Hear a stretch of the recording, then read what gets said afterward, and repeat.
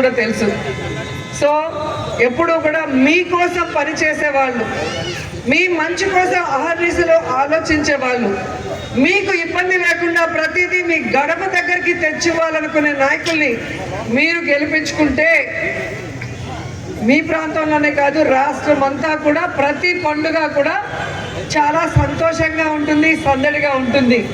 జగనన్న 5 ఏళ్ల కాలంలో ప్రతి పండుగ కూడా పెద్దవాళ్ళతో నుంచి పేదవాళ్ళ వరకు కొత్త బట్టలతో, పిండి వంటలతో, బంధువులతో కలకలలాడుతూ ప్రతి ఇల్లు కూడా సంతోషంగా ఉండేది.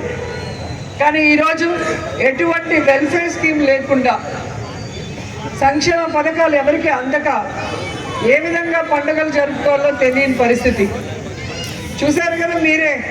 అంతకుముందు ప్రతి పండగకి ఏదో ఒక బెనిఫిట్ వచ్చేదా కాదా? అమ్మఒడి అంటారు, చేయూత అంటారు, విద్యా కానుక అంటారు, ఆసరా అంటారు, రైతు భరోసా అంటారు.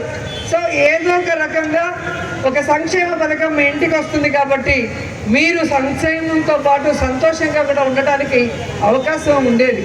కానీ ఈరోజు హాస్పిటల్కి వెళ్తే ఆరోగ్యశ్రీ లేక మీరే అప్పుల పాలై మీకు మీరే చూపించుకోవాల్సి వస్తుంది. అలాగే స్కూల్స్కి వెళ్తే ఇంగ్లీష్ మీడియం తీసేసి ఈరోజు మళ్ళీ గవర్నమెంట్ స్కూల్స్ నుంచి ప్రైవేట్ స్కూల్స్కి వెళ్ళి అప్పుల పాలయ్యే పరిస్థితి వచ్చింది. కాబట్టి అప్పులు విద్యకి వైద్యానికి సరిపోతుంది, ఇంకా పండుగలకి ఎక్కడ చేస్తామన్న ఒక డీలా స్థితికి అందరూ వచ్చేయడం మనం చూసాం. అదే 5 ఏళ్లలో మేము వచ్చాం. ప్రతి ఫంక్షన్కి ఎక్కడికి వచ్చినా కూడా ఎంత జన సమూహంతో, ఎంత సందడిగా, ఎంత సంతోషంగా ఉండేది. సో అలా మళ్ళీ రావాలి, మీరందరూ కూడా సంతోషంగా ఉండాలి, మీ పిల్లల భవిష్యత్తు బాగుండాలి, అలాగే మన రాష్ట్రం బాగుండాలి అంటే జగనన్న ముఖ్యమంత్రి